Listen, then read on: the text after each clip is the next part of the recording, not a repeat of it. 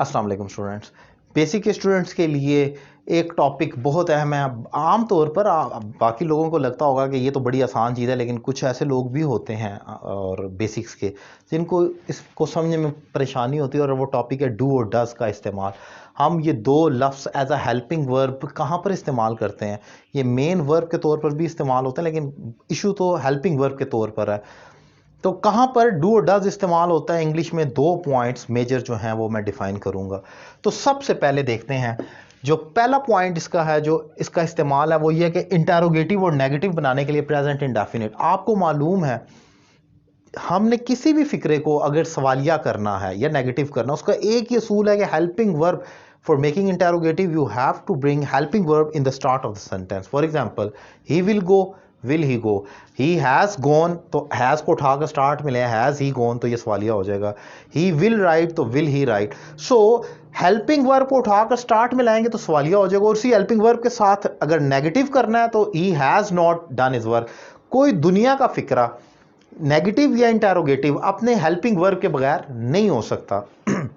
Same इसी तरीके से प्रेजेंट इंडेफिनिट का भी जब आपने सवालिया बनाना है तो उसमें हेल्पिंग वर्ब के तौर पर डू और डज इस्तेमाल होता है। और जब आप सिंगुलर के लिए, आप याद रखें कि सिंगुलर्स के साथ आपने डज का इस्तेमाल करना है और प्लूरल के साथ डू का इस्तेमाल होगा। इसको हम समझने के लिए ऐसे भी कह सकते हैं कि प्रेजेंट इंडेफिनिट में जब पॉजिटिव का फिक्रा बनाते हैं, फॉर एग्जांपल मैं यहां पर लिखता हूं कि वो भागता है, ही रन्स, वो भागता है।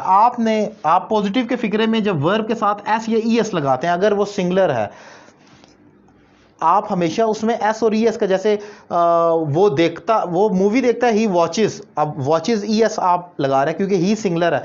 सेम यही चीज है कि जब सिंगुलर होगा तो ये ई एस वाला helping verb, D O E S वाला, ये सिंगुलर के साथ आएगा और प्लूरल के साथ डू आएगा। ये एक ट्रिक दे रहा हूं समझने के लिए। जैसे पॉजिटिव में ई एस आ रहा है, ऐसे ही इंटेरोगेटिव और नेगेटिव में भी ये देख लें कि ये ई एस है, जिसे डज आप पूरा डज कहेंगे, लेकिन मैं ट्रिक दे रहा हूं कि इसको कैसे डिस्क्रिमिनेट किया जाए, क्योंकि अक्सर लोग प्लूरल के साथ, मतलब बच्चे इसमें भी कंफ्यूज होते हैं, गड़बड़ कर देते हैं। तो आपने याद रखना है, जब पॉजिटिव में आप जैसे एस और ई एस लगाते हैं, ही रन्स, दे रन, दे के साथ नहीं लगाना।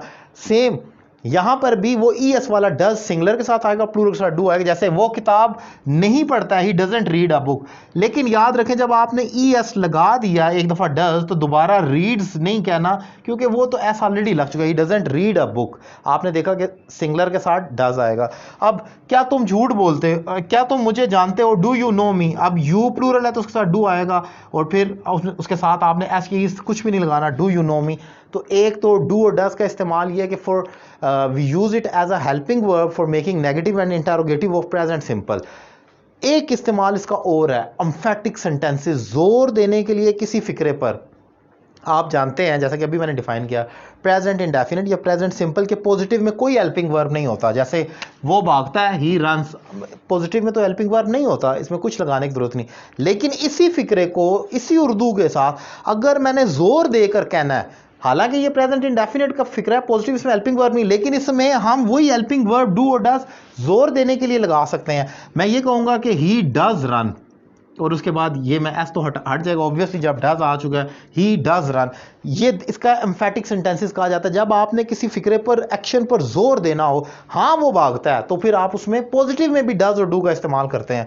फॉर एग्जांपल यहां पर मैंने लिखा एम्फेटिक सेंटेंसेस, हाँ मैं करता हूं उसकी मदद। अब मैं जोर देकर, मुझे को तुम उसकी मदद करते हो, अब मुझे गुस्सा आ गया, मैं कहता हाँ मैं करता हूं उसकी मदद। So in this way I do help her या हिम।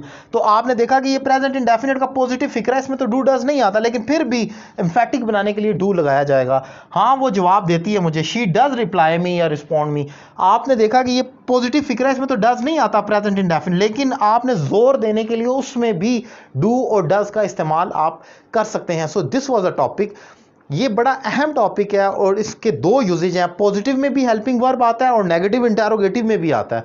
मैंने जिसे डिफाइन किया। अगर ये लेक्चर आपको अच्छा लगा और आप मेरे दीगर वीडियो लेक्चर देखना चाह रहे हैं तो मेरा YouTube channel Syed Ali Raza Kazmi subscribe करें।